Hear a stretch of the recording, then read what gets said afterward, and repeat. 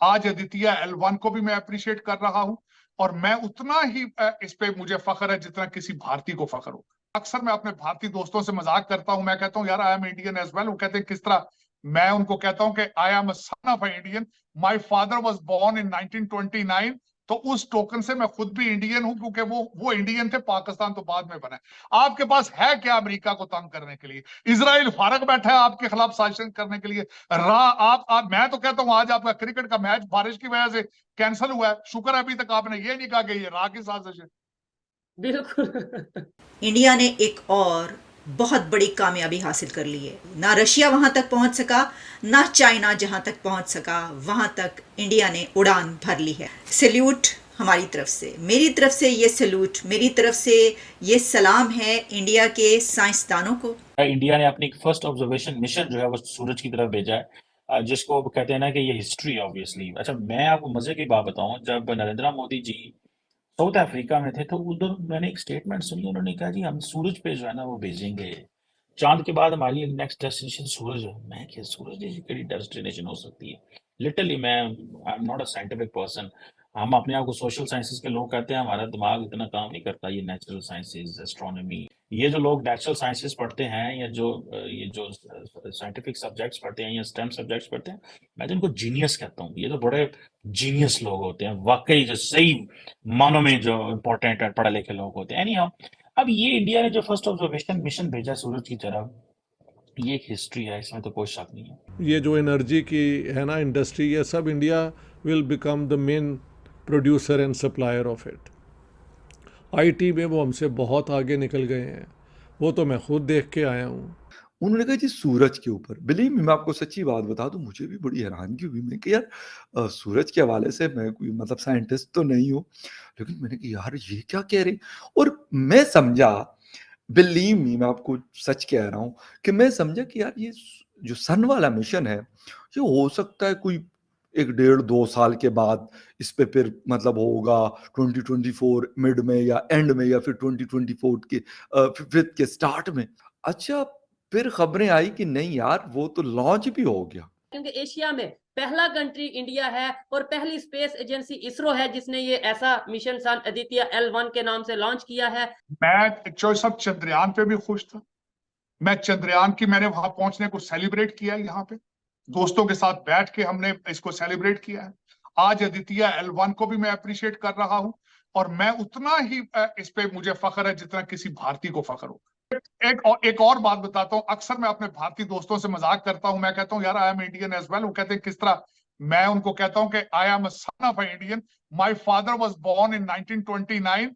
तो उस टोकन से मैं खुद भी इंडियन हूं, क्योंकि वो इंडियन थे, पाकिस्तान तो बाद में बना है। कि मैं समझता हूं कि it's a huge achievement. L1 जो अदितिया L1 उसकी पोजीशनिंग को डिफाइन कर रहा है। बिल्कुल।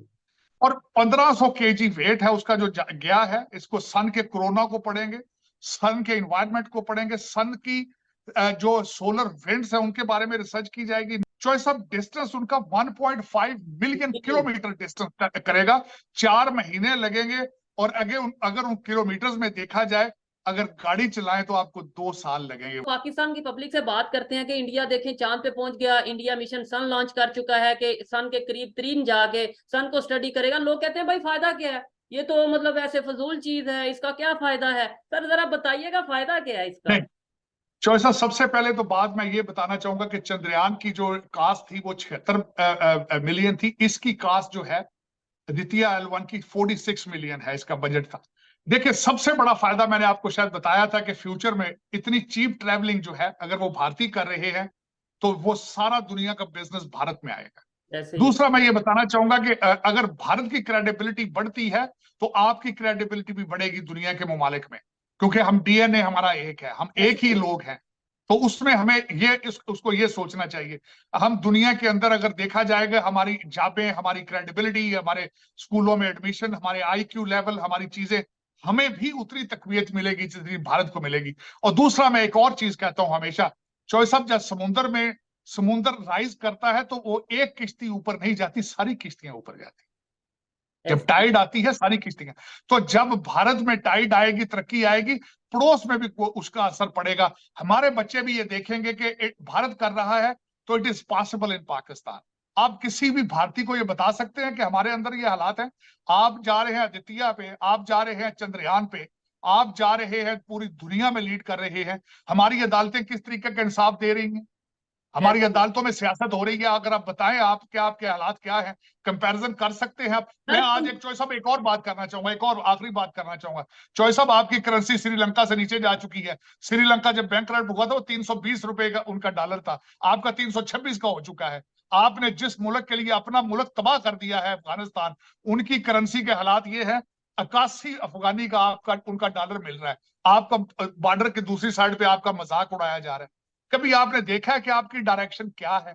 आपके पास है क्या अमेरिका को तंग करने के लिए? इजराइल फारग बैठा है आपके खिलाफ साजिश करने के लिए। आप मैं तो कहता हूं आज आपका क्रिकेट का मैच बारिश की वजह से कैंसिल हुआ है। शुक्र है अभी तक आपने ये नहीं कहा कि ये रा की साजिश है।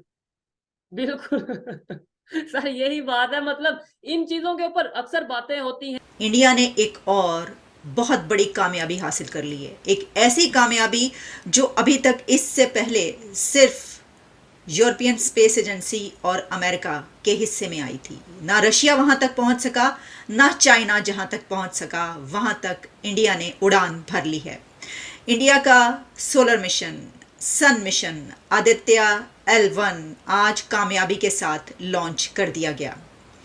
सैल्यूट हमारी तरफ से, मेरी तरफ से ये सैल्यूट, मेरी तरफ से ये सलाम है इंडिया के साइंसदानों को, इसरो के साइंटिस्टों को, इसरो की उन खवातीन साइंसदानों को जो हमें सफ़े अव्वल में बैठी हुई नज़र आती हैं, हरावल दस्ते में नज़र आती हैं, पहली लाइन में खड़ी हुई नज़र आती हैं और काम करती हुई दिखाई देती हैं। क्योंकि ये जो बॉर्डर से बॉर्डर मिला हुआ है इसका कोई फ़ायदा नहीं हो रहा। इसका कोई फ़ायदा इसलिए नहीं हो रहा, देखिए फासला तो मतलब 0 और 100 का है अगर देखा जाए इस तरीके से। कहाँ पाकिस्तान 1 पर खड़ा है अभी साइंस और टेक्नोलॉजी के हवाले से, बल्कि अब तो इकोनॉमी पर भी 0.29 जहाँ पर ग्रोथ रेट वो है, इकोनॉमी की उनकी देखिए कहाँ पर जा रही है 7% से ऊपर। और फिर स्पेस और टेक्नोलॉजी में तो अब फासला ऐसा गैप है ये कि जिसको आप पूर्ण कर ही नहीं पाएंगे जब तक आप इंडिया की मदद नहीं लेते, जब तक आप उनकी साइंस और टेक्नोलॉजी से अपना इल्म हासिल नहीं करते, अपने नौजवानों को उनके साथ इंटरेक्ट नहीं करवाते। इंडिया ने यूनिवर्स को फतह करना शुरू कर दिया। वो कहते हैं ना कि वो आया उसने देखा और फतह कर लिया, तो इंडिया ने ये ठान लिया, अब भारत ने ये ठान लिया है कि अब इस यूनिवर्स को फतह करना है। तो देखिए पहले साउथ पोल पर पहुंचे वो, और उसके बाद अब वो सूरज पर पहुंच गए हैं। बहुत बड़ा मुल्क है, बहुत बड़ी इकोनॉमी है, 5वीं बड़ी इकोनॉमी इस वक्त परफॉर्म कर रही है और 3rd की तरफ वो अपनी इकोनॉमी को लेके जा रहे हैं। तो यकीनन उनका जो लेवल है वो काफ़ी हाई है। अच्छा, वो क्या कर रहे हैं? इससे पहले जी वो जब जुलाई में उन्होंने अपना मिशन स्टार्ट किया चंद्रयान 3 को, कह हम चाँद पे जा रहे हैं, उस वक्त भी लोगों को हमारे पाकिस्तान में शायद लगा कि पता नहीं शायद मजाक कर रहे हैं। लेकिन जब 23 अगस्त को उसने लैंड किया और दुनिया ने उसको लाइव टेलीविजन स्क्रीन्स पे देखा, तो फिर हमें लगा नहीं यार ये तो मजाक नहीं कर रहे थे, ये तो वाकई में इन्होंने ये सारा कुछ बनाया था और ये लॉन्च भी किया और ये फिर रास्ते में इसने जो सफर किया 40-45 दिन का, और फाइनली इसकी जो डेस्टिनेशन थी यानी south pole of the moon, तो they landed successfully over there. अच्छा, उसके बाद उन्होंने वहां से बहुत सारी चीजें कि सल्फर है, फला हो गया। उन्होंने कहा जी सूरज के ऊपर, बिलीव मी मैं आपको सच्ची बात बता दूं, मुझे भी बड़ी हैरानगी हुई। मैं कि यार सूरज के हवाले से मैं कोई मतलब साइंटिस्ट तो नहीं हूँ और स्पेस के हवाले से तो सिर्फ वो फिल्में हम लोगों ने देखी है या डॉक्यूमेंट्रीज कुछ देखी है, लेकिन मैंने कहा यार ये क्या कह रही, और मैं समझा, बिलीव मी मैं आपको सच कह रहा हूँ कि मैं समझा कि यार ये जो सन वाला मिशन है ये हो सकता है कोई 1-1.5-2 साल के बाद इस पे फिर मतलब होगा 2024 मिड में या एंड में या फिर 2024 के फिफ्थ के स्टार्ट में। But what the thing is, अच्छा फिर खबरें आई कि नहीं यार वो तो लॉन्च भी हो गया। और ये जो पिक्चर आप देख रहे हैं ये कोई वैसे एनिमेटेड पिक्चर नहीं है, वो जो हमारे यहाँ वो लाल टोपी वाले साहब कहते हैं, ये प्रॉपर उसकी जब लॉन्चिंग हो रही थी 2 सितंबर को, तो ये उसकी ली गई पिक्चर्स हैं। बट जितनी भी लीडिंग मीडियाज हैं दुनिया भर के, जिसमें BBC है, CNN है, अल जजीरा है, और जितने भी बड़े बड़े जो इंटरनेशनल इदारे हैं न्यूज़ के, उन सब ने इसको लीडिंग स्टोरी के तौर पे रखा हुआ है। अच्छा, इंडिया सोलर मिशन, इसका नाम है आदित्य। अच्छा, और इंडिया ने सक्सेसफुली ये जो खबर आ रही है, अगर आप गूगल पे जाते हैं तो India successfully launched it's mission solar mission Aditya L1। तो अगर ये मुल्क बनाया ही था कि हमने हिंदुओं के और इंडिया से एक अपनी आज़ाद मुल्क बनाना है, तो वो कहाँ है आपका प्रूफ?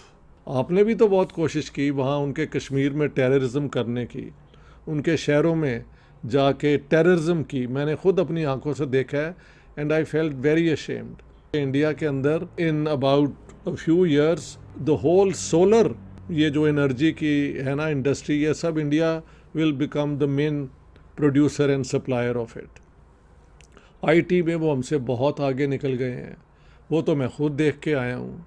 चंद्रयान-3 की कामयाबी के बाद इसरो ने आदित्य L1 मिशन को भी सक्सेसफुली लॉन्च कर दिया। ये लगभग 15 लाख किलोमीटर का सफ़र तय करेगा और आउटर स्पेस पर एक इमेजिनरी पॉइंट, जिसे हम लैग्रेंज 1 पॉइंट कहते हैं, उसके अराउंड ऑर्बिट करेगा और सूरज की स्टडी करेगा, जैसे सूरज का जो कोरोना डिस्चार्ज होता है, जैसे एनवायरनमेंट, सोलर फ्लेयर्स, और हम धरती को सौर तूफानों से कैसे बचा सकते हैं। इस सक्सेसफुल मिशन के बाद इसरो ने एक और रिकॉर्ड बनाया, हिस्ट्री क्रिएट करी, और इससे पूरी दुनिया हैरान है कि back to back successful missions ISRO कैसे लॉन्च कर रहा है। सभी जानना चाहते हैं कि इसरो के जो साइंटिस्ट हैं उनके वर्क एथिक्स क्या हैं, और दूसरी तरफ चाइना, रशिया जैसे जो बड़े सुपर पावर्स हैं, उनकी स्पेस एजेंसीज भी अभी तक चंद्रयान-3 जैसा और आदित्य L1 जैसा मिशन